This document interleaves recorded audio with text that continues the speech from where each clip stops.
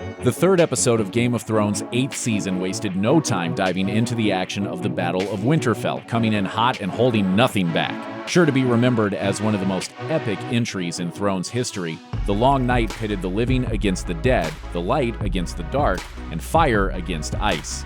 Many characters took their final breaths in the cold Winterfell air. Here's a look at the characters who didn't make it, and one big winner. The bodies start falling from the first swing of a sword.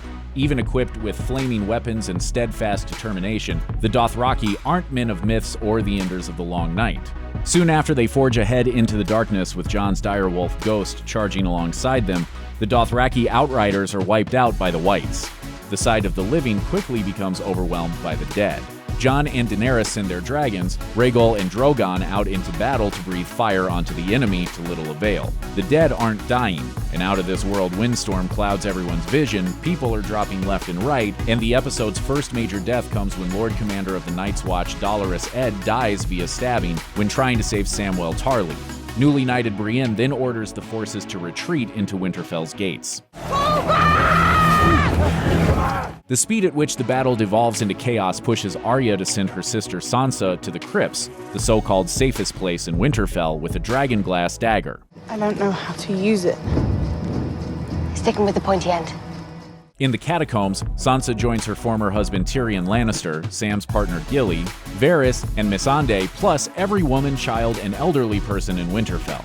Sansa, Tyrion, and Melisandre exchange barbs before the situation becomes no laughing matter. As fans predicted, the corpses resting in the Stark family crypt come back to life and take victims down with zero difficulty or remorse. While dozens die screaming behind them, Sansa, Tyrion, Gilly, Varys, and Melisandre make it out of the crypts alive, and their survival may spell trouble moving forward. Tyrion, Varys, and Melisandre are on Daenerys' side. They've all bent the knee and pledged loyalty to her. Sansa, on the other hand, hasn't warmed up to her yet and might never once she realizes that Jon is the true heir to the Iron Throne.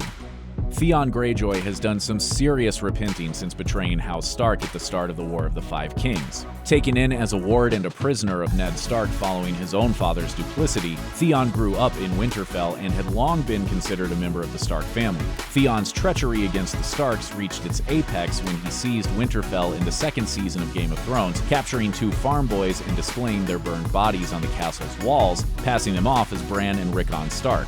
Beneath the weirwood tree in Winterfell's Godswood, where Bran awaits the Night King, Bran absolves Theon of his sins. Bran tells him that everything he's done brought him to where he is now. Home. You're a good man. The Night King then emerges, and Theon attempts to stab him with a spear, but it's no use. The Night King kills Theon with a swift jab. There's a bright side, though. At least he died knowing Sansa, Jon, and finally Bran forgave him. Several more perished fighting in the Battle of Winterfell. Beric Dondarrion was all out of extra lives when the Whites stabbed him multiple times while he protected Arya. Little Lyanna Mormont, the ferocious lass from Bear Island who insisted she take part in the fight, dies a heroic death when she bravely stabs a white giant in the eye and is subsequently crushed in its hand. Alice Karstark falls off screen. She was among the people protecting Bran alongside Theon in the Godswood. Then came Jorah Mormont, who died defending Daenerys to the bitter end. When a pack of Whites unleash fury on Drogon, who takes flight and abandons Dany, the mother of dragons, is left to fight off enemies herself, until Jorah swoops in and protects her from what end up being fatal blows. Dany sheds many tears over the loyal Jorah.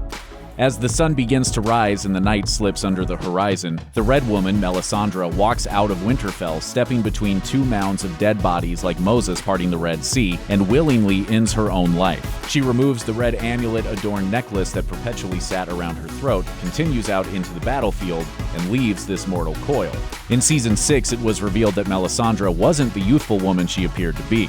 She was incredibly old, and the necklace extended her life. With it off for too long, she was bound to succumb to the effects of extreme old age. Melisandre likely felt her work in Westeros was complete, and she may have been harboring guilt over the death of little Serene Baratheon, whom she helped burn at the stake in Season 5. She also kept good on 2 past promises. She once shared a prediction with Varys. I will return, dear Spider. One last time. My lady. I have to die in this strange country. She also told Sir Davos at the start of the Battle of Winterfell that she would be dead before dawn. Arya didn't just evade death in the Battle of Winterfell. She lengthened the lives of everyone in the Seven Kingdoms by killing the Night King.